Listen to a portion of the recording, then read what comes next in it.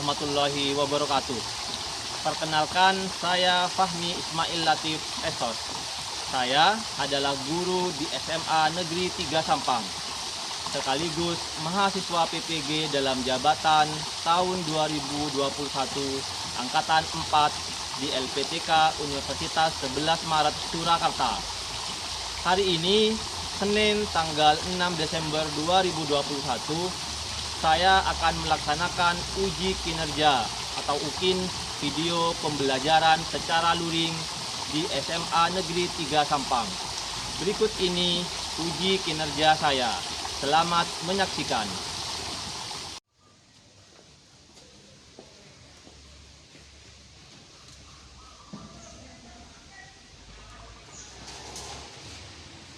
Assalamualaikum warahmatullahi wabarakatuh.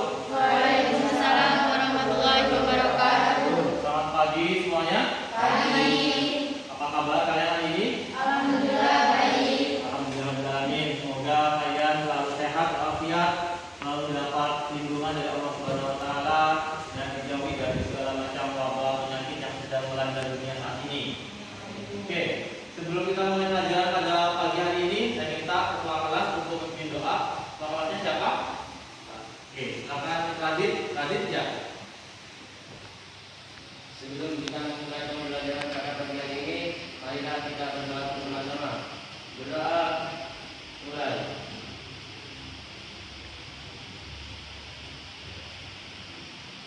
Berdoa selesai. Oke, saya absen dulu anak-anak ya. Hari ini kayaknya yang masuk hanya 10 orang. 5 yang lainnya kemana yang ada? Kita coba absen. Laili Norma Fasih, Ahdia Muntaza, Dela Trianur Z, Diozaldi Raditya, Dina Sakilatun Nisa, Misbarita Safa, Masita Nadia, Nadia Dwi F, namanya dua ya. Tiara, mana Tiara? Tuh ya, sebelum kita mulai pembelajaran pada pagi hari ini, ada materi yang perlu saya sampaikan kepada kalian. Materi sebelumnya, apakah kalian masih ingat materi apa yang sudah saya berikan kepada kalian minggu yang lalu? Oke, sifat dan fungsi pengendalian sosial. Ada yang bisa memberikan penjelasan, pemahaman, arti dari sifat dan fungsi dari pengendalian sosial? Ada yang bisa? Sifat pengendalian sosial itu ada dua. Ya, apa saja? Yang pertama, sifat pengendalian sosial preventif, yaitu sifat pengendalian sosial yang mencegah terjadinya penyimpangan atau sebelum terjadinya penyimpangan. Oke, betul, betul. Ya, terus? Sifat pengendalian sosial represif, yaitu sifat pengendalian sosial yang bertujuan untuk memulihkan kondisi seperti sedia kala. Oke, jadi dua sifatnya. Sifatnya yang pertama adalah preventif dan yang kedua represif. Jadi itu materi pertemuan minggu yang lalu yang Bapak berikan kepada kalian semuanya. Selanjutnya kita akan bahas materi berikutnya. Materi berikutnya adalah tentang proses dan lembaga pengendalian sosial. Itu materi kita pada pagi hari ini. Tujuannya, kenapa kita mempelajari proses dan lembaga pengendalian sosial? Yang pertama, dengan pembelajaran ini kita bisa memahami, mampu menganalisis lembaga-lembaga pengendalian sosial yang ada di dalam masyarakat dan mampu lembaga sosial yang mana yang mampu mengatasi gejala-gejala sosial yang terjadi di dalam kehidupan kita sehari-hari. Itu tujuan pembelajarannya. Kompetensi dasarnya, yang pertama adalah menerapkan konsep-konsep dasar dari sosiologi untuk memahami ragam gejala sosial, menganalisis proses dan lembaga pengendalian sosial. Itu kompetensi dasarnya. Indikator pencapaian kompetensinya menganalisis proses dan lembaga pengendalian sosial.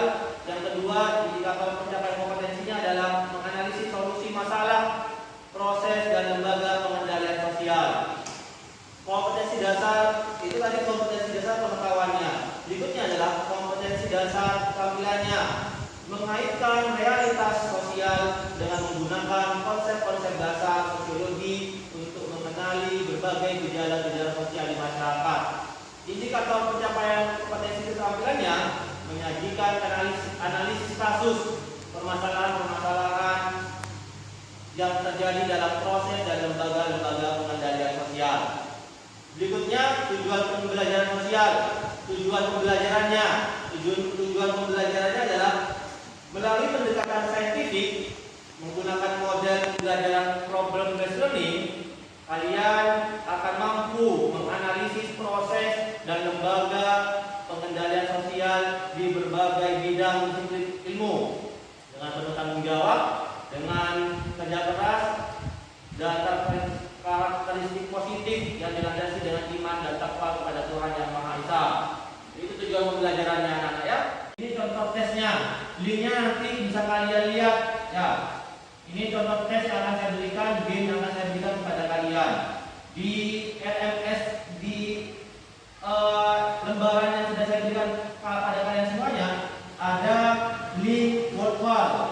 Nah, di situ kalian bisa lihat ya, bisa dicoba untuk bermain game bersama sebelum kita memasuki pembelajaran yang lebih jauh.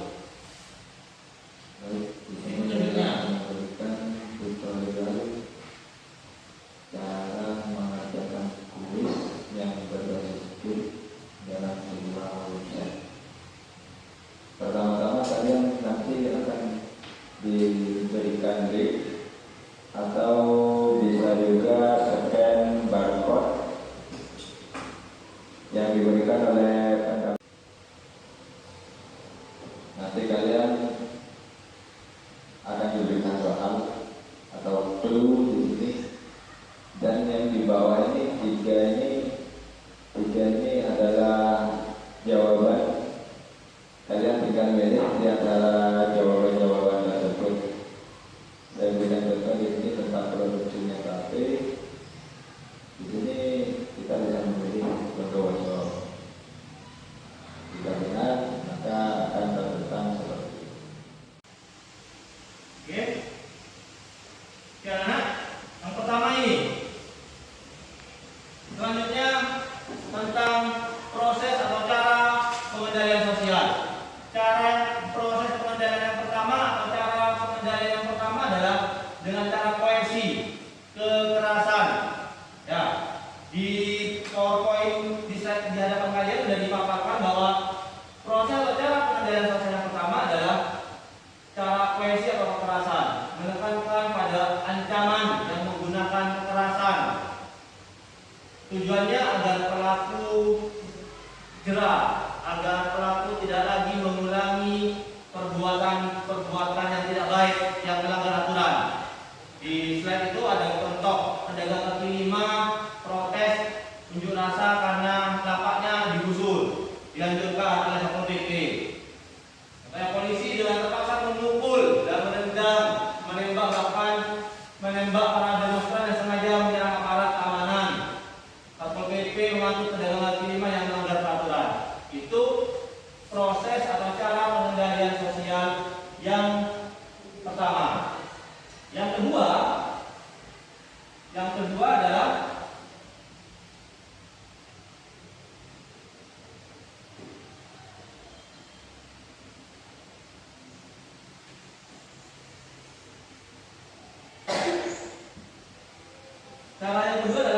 cara persuasif.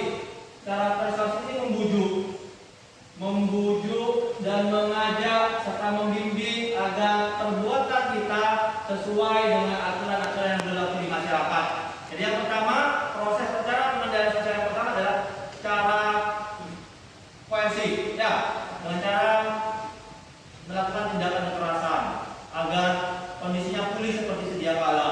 Cara yang kedua yaitu cara persuasif, membujuk, karena kan dibujuk, ya, mengajak sudah makan ini anak-anak, orang tua mengajak kalian jangan lupa sarapan, jangan lupa pakai masker kalau kemana-mana.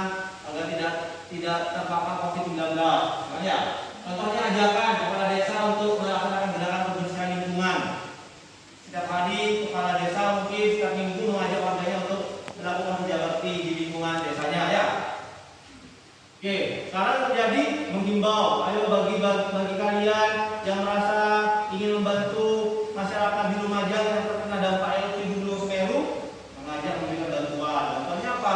Sesuai dengan kemampuan yang kalian miliki dan keinginan yang kalian lakukan seperti apa. Oke, berikutnya lembaga pengendalian sosial. Jadi dari dua cara prosesnya ada pertanyaan? Ada? Paham? Ada dua cara proses pengendalian sosial. Cara yang pertama adalah proses koersif, cara koersif. Yang kedua cara persuasif. Penjelasan sudah panjang lebar, kalian sudah tahu. Yang pertama koersif itu memulihkan keadaan. Yang kedua persuasif membujuk, mengajak agar masyarakat tidak berbuat menyimpang atau melanggar aturan. Berikutnya adalah lembaga pengendalian sosial. Lembaga pengendalian sosial ada dua, yang formal dan informal. Yang formal ada kepolisian. Tahu kepolisian? Ya, kepolisian ini lembaga pengendalian yang formal, lembaga penegak hukum yang mempunyai tanggung jawab untuk memelihara ketertiban dan keamanan masyarakat. Kalau kalian ada permasalahan, ada merasa diganggu oleh orang-orang di sekitar kalian, laporkan ke polisi. Ya, sebelum lapor ke polisi, cara kekeluargaan dulu, ngobrol, mengingatkan, mengajak dan sebagainya. Itu kepolisian. Tugasnya polisi sudah tahu. Kalian sudah ketemu kalau pagi-pagi berangkat mau ke sekolah, mengatur lalu lintas, mengatur jalannya arus lalu lintas agar tertib dan lancar ketika berkendara. Lembaga pengendalian sosial berikutnya adalah pengadilan. Nah, ini yang kedua, pengadilan. Pengadilan dibedakan menjadi beberapa hal. Ada beberapa macam pengadilan. Pengadilan umum ini adanya di kabupaten atau di kota.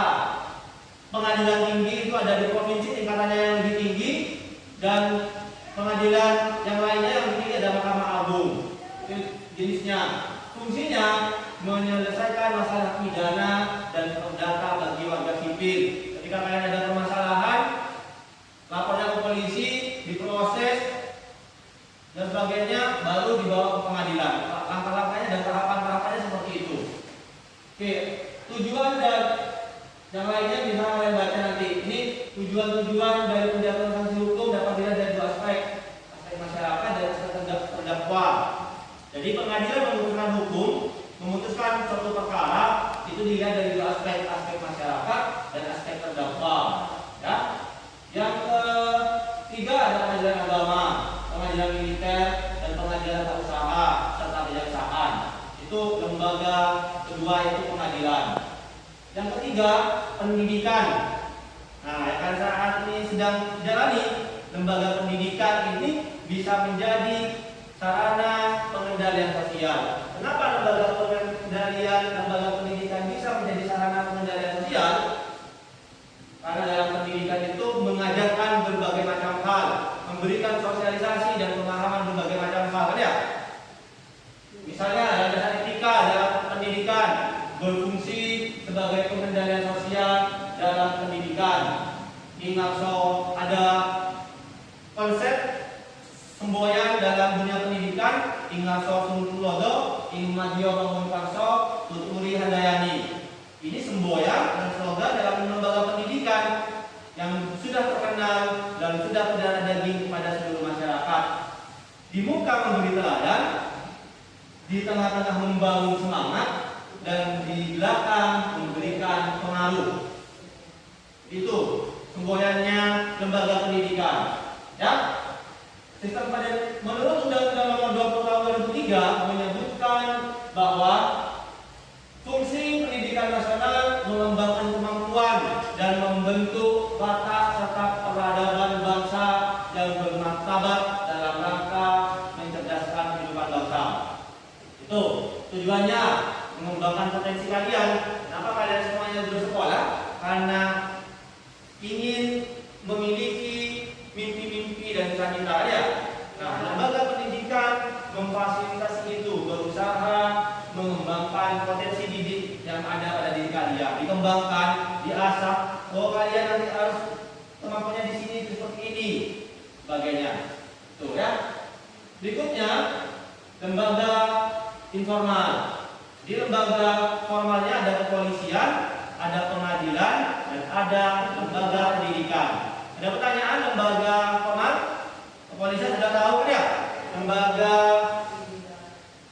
Lembaga kepolisian, lembaga formal kepolisian, pengadilan dan pendidikan. Ketika kalian punya masalah dalam kehidupan kalian, ada permasalahan yang perlu diselesaikan, lakukanlah melalui 3 cara ini. Kalau kalian mau melakukan informal, melakukan formal, cara formal ya. Itu sarannya itu. Yang kedua, lembaga informal, lembaga yang tidak resmi tapi diakui keberadaannya oleh masyarakat. Jadi kalau formal itu diatur sesuai dengan undang-undang. Kalau lembaga informal, lembaga yang mempunyai wewenang juga mengatur, tidak tertulis, tapi diakui keberadaannya oleh masyarakat. Lembaga adat, lembaga adat ini lembaga masyarakat yang dibentuk oleh satu masyarakat hukum adat tertentu. Tujuannya membantu pemerintah daerah juga menggolkan, menciptakan suatu kondisi yang diinginkan.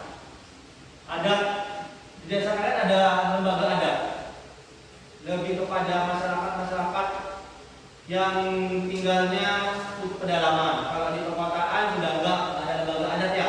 Yang ada nanti lembaga berikutnya, bagian dari lembaga informal. Ini lembaga adat. Misalnya ada suku Baduy, itu mengatur, ada lembaga adatnya. Adatnya yang akan ditentukan siapa, mengatur semua aktivitas kehidupan dalam kehidupan masyarakat. Semuanya diatur, bagaimana bersikap dan bertingkah laku. Itu disepakati oleh masyarakat. Ya. Yang kedua, lembaga pemasyarakatan atau tokoh masyarakat.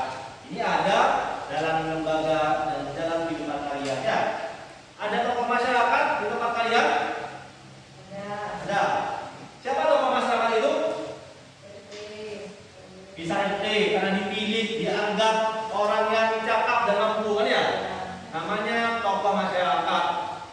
Tidak semua orang di satu masyarakat bisa disebut tokoh masyarakat kan ya. Orang-orang pilihan, orang-orang tertentu, biasanya mereka yang dianggap tertua, yang sudah berada di tempat itu sejak lama, punya wibawa juga, dituakan oleh masyarakat di sana. Makanya tokoh masyarakat. Ketika ada apa-apa, ketika ada suatu hal, masyarakat di sana sharingnya, ceritanya ke tokoh masyarakat tersebut, ke orang tersebut yang punya wibawa, bisa RT, bisa kepala desa ya, bisa tokoh agama di desa tersebut, di masyarakat tersebut. Jadi itu ya. Jadi lembaga informal yang pertama tadi lembaga adat, yang kedua lembaga kemasyarakatan atau tokoh masyarakat yang informal. Berikutnya organisasi sosial masyarakat. Apa saja? LSM. Pernah dengar LSM? Lembaga swadaya masyarakat. Kalau LSM yang baik itu orientasinya membantu masyarakat, tidak cari duit. Bagaimana cara menyelesaikan masalah tersebut? Nah, dari kelompok kami menanggapi hal tersebut dengan cara catcalling. Hal satu ini pastinya sudah dialami oleh kebanyakan perempuan pada umumnya. Catcalling adalah kemampuan mengungkapkan siulan, panggilan, atau seruan dan apapun yang sifatnya verbal dengan bertendensi seksual kepada perempuan atau gender lain, tapi pada umumnya perempuan yang sedang lewat, atau hal tersebut sulit sekali dihindari, apalagi jika perempuan tersebut memiliki paras yang cantik atau berpenampilan menarik. Apabila kamu mengalami hal ini, bersikaplah tegas dan tunjukkan ekspresi ketidaksukaan kamu terhadap hal tersebut. Jangan bersikap malu-malu atau malah diam saja, karena mereka tidak akan berhenti dan mungkin malah semakin menjadi-jadi. Kamu juga memberikan respon seperti membalas komentarnya dengan tegas. Yang kedua, semprotan lada atau minyak angin. Kalau kamu punya botol, semprotkan bekas parfum atau apapun itu di rumah. Jangan buang dulu, benda tersebut bisa kamu pakai untuk itu.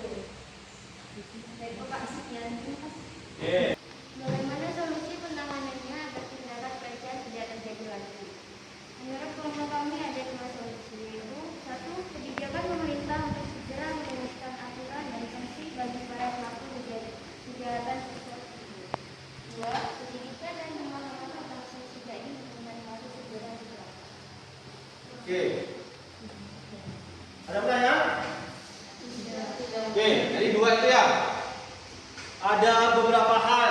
Jadi dari dua kelompok tadi pendapatnya sudah sangat bagus sekali berkaitan dengan bagaimana cara menyelesaikan masalah tersebut, masalah tentang terjadinya pelecehan seksual, pencabulan dan sebagainya. Jadi ini sebuah kejadian masalah yang sangat serius yang perlu kita sikapi bersama.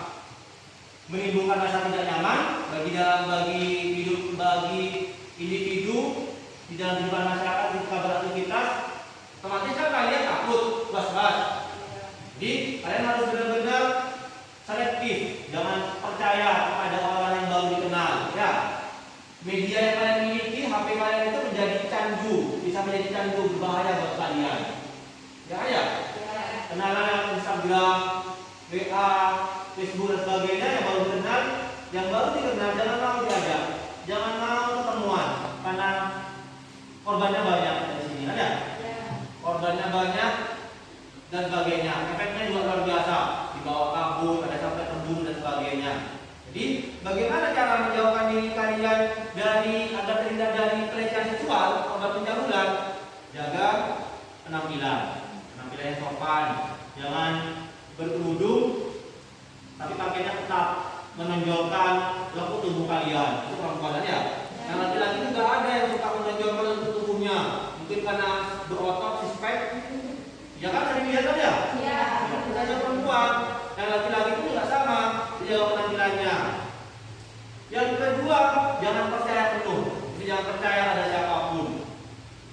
Kalian kalau sudah kalian dewasa, jangan berdekatan terlalu dekat dengan saudara orang tua kalian karena bisa jadi korban. Kan ya?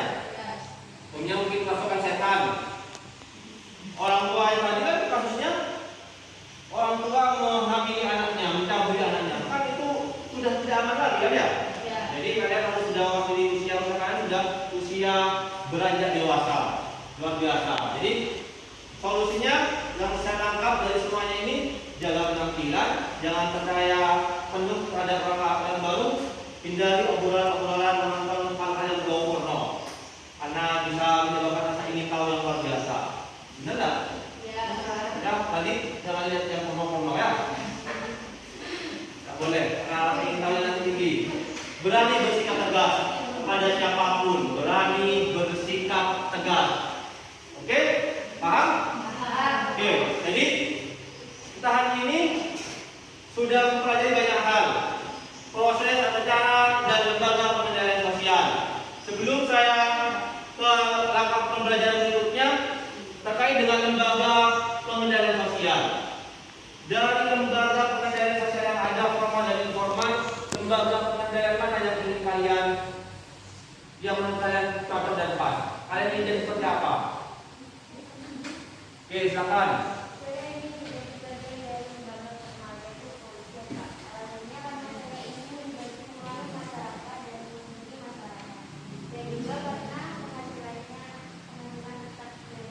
Jadi polwan ya. Jadi katanya temanmu siapa namanya kan? Dina bilang lembaga pengendalian mana yang cocok dan diinginkan oleh masyarakat sebagai usaha masyarakat, lembaga formal yaitu kepolisian. Siapa yang akan jadi polisi? Polwan kan ya, menjanjikan. Kalau perempuan jadi polwan, kalau laki-laki jadi polisi. Tadi yang jadi polisi? Kalau polisi jadi polisi, kayaknya pada nempel semuanya. Ada yang lain juga? Oke, silakan. Kita ini.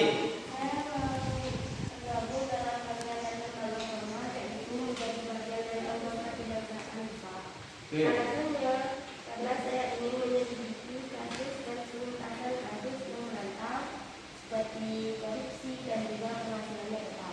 Oke, yang ini mau jadi polisi, yang ini mau jadi jaksa, pengen jadi jaksa, keren, bagus.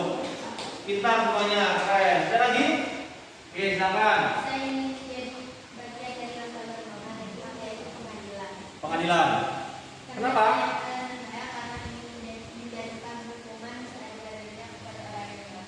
Oke, bagus. Pengen menjadi bagian dari lembaga pengadilan karena tujuannya ingin memutus sebuah perkara yang seadil-adilnya, tidak lagi berat sebelah, tidak lagi berpihak kepada mereka yang punya uang. Ya, oke. Semoga apa yang kalian impikan, yang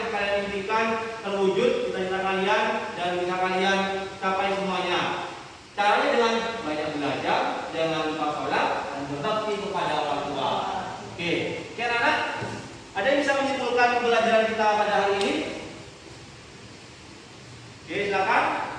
Menjelaskan dan kolaborator pendidikan tadi, saya dapat mengambil poin penting dan memahami pelajaran yang adalah dari video pertama tentang motivasi yang diberikan bahwa saya harus lebih bersyukur dengan apa yang dimiliki kita.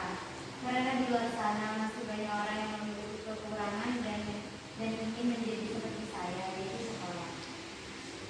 Dari penjelasan materi proses atau cara pengendalian sosial, saya bisa paham tentang cara versi menekankan pada ancaman dan kekerasan dalam proses pengendalian masalah, dan cara yang kedua adalah cara persuasi, menekankan pada ajakan dan bimbingan dalam menghindari terjadinya penipuan. Oke, bagus. Ada lagi yang bisa menyimpulkan? Oke, silakan. Pembelajaran ini saya bisa memahami tentang lembaga-lembaga pengendalian sosial yang ada dalam masyarakat, di mana lembaga pengendalian sosial ada dua, yaitu lembaga formal yang terdiri dari kepolisian, pengadilan, pendidikan, kejaksaan, dan lembaga informalnya terdiri dari lembaga adat, lembaga keagamaan, tokoh masyarakat, organisasi masyarakat, lembaga penyiaran, dan pemerintahan. Selain itu juga kita bisa mengambil hikmah dari contoh kasus yang Bapak katakan tadi, bahwa kita harus berhati-hati dalam membuat perilaku karena tindakan penyimpangan bisa terjadi pada siapa saja. Kita harus membuka diri kita dengan mawas diri, belajar bela diri, berani bersikap tegas dan berani melakukan kejadian yang kita alami kepada orang tua dan aparat penegak hukum. Oke, bagus semuanya. Jadi yang bisa kita simpulkan pada pembelajaran pada hari ini bahwa yang berkaitan dengan video atau kasus-kasus yang terjadi pada masyarakat kita terkait dengan pelecehan seksual, kita harus benar-benar mawas diri. Jangan percaya penuh dengan orang yang tidak kita kenal. Dengan orang yang kita kenal itu juga harus hati-hati. Jangan percaya diri, jangan terlalu percaya dalam penampilan yang utama. Jadi dari kasus ini, lembaga pengendalian formal lebih banyak memiliki peran yang sangat penting dalam proses penyelesaian dari kasus-kasus yang terjadi di dalam masyarakat. Ya, lembaga kepolisian itu memiliki poin yang sangat besar dalam sarana, dalam proses penyelesaian permasalahan-permasalahan yang ada dalam kehidupan masyarakat. Oke, terima kasih banyak. Diskusi hari ini luar biasa. Kita applause buat kita semuanya. Untuk memahami sejauh mana pemahaman kalian tentang materi yang saya berikan, saya beri kuis, evaluasi. Kalian klik di HP kalian Google atau Google Form, linknya ini. Kalian coba, kalian kerjakan. Nanti saya coba untuk menjawab. Saya coba mungkin dari sini saya bisa memantau berapa nilai yang kalian berikan, berapa nilai yang kalian peroleh dari soal-soal yang Bapak berikan pada kalian hari ini. Google Formnya ini, linknya ini ya, https://form.gle/mvft bla bla bla. Itu.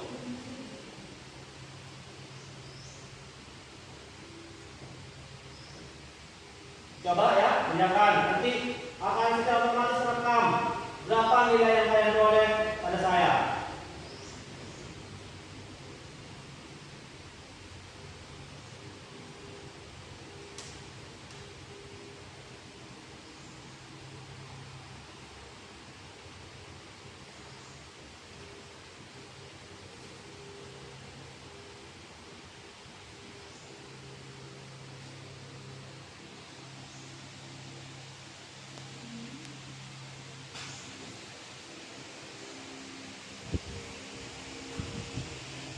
Oke, sudah 2 orang sudah menyelesaikan pekerjaannya. Tinggal 8 lagi. 2 orang sudah dapat nilai yang cukup bagus.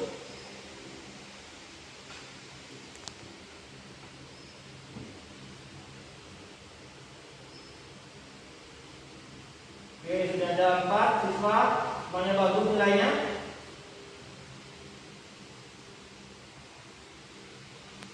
Tinggal 6, yang 6 kemana ini? Masih dikerjakan ya? Tiara sudah masuk nilainya, sudah bagus. Nadia sudah, Masita sudah,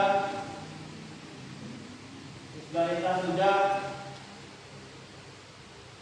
Dina sudah, Raditya sudah. Alhamdulillah nilainya pas KKM Raditya.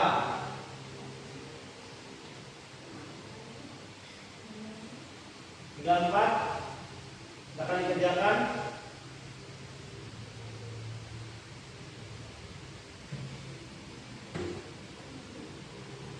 Oke, semuanya. Alhamdulillah hasilnya bagus semuanya. Terima kasih atas partisipasinya.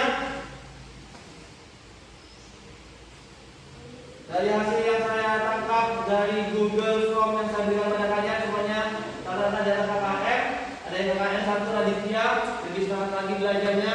Yang lainnya sudah melebihi batas minimum perolehan nilai yang 75. Nilainya di atas 75 semuanya. Sudah bagus. Terima kasih banyak atas partisipasinya. Belum kita akhiri kegiatan pembelajaran pada pagi hari ini, saya punya artikel yang perlu kalian pelajari nanti, ya, untuk menambah wawasan pengetahuan kalian terkait dengan permasalahan-permasalahan dosen yang ada. Di link yang di grup WhatsApp yang sudah kita buat di kelas 10 PS2, silakan dan tergabung dalam kelompok grup kelas 10 PS2. Sudah gabung semuanya? Oke, linknya sudah saya berikan terkait dengan tugas-tugas yang akan saya berikan pada kalian. Tapi saya yakin kalian karena sibuknya yang luar biasa, jadi saya bantu printkan. Ini tugas-tugas yang akan saya berikan pada kalian semuanya. Ya, kalian pelajari, kalian telaah bagaimana cara mengatasi permasalahan-permasalahan tersebut dan lembaga sosial yang mana yang bisa berperan dalam mengatasi permasalahan ini. Ya anak, ya. Oke.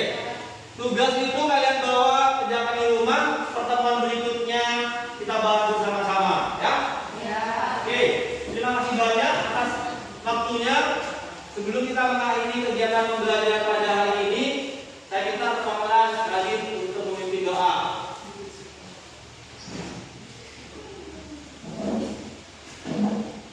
Sebelum kita mengakhiri pelajaran pada pagi hari ini, marilah kita berdoa bersama-sama.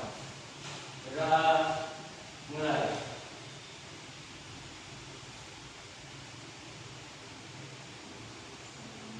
Berdoa selesai.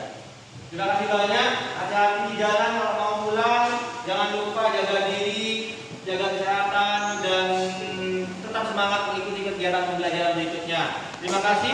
Sekian. Wassalamualaikum warahmatullahi wabarakatuh.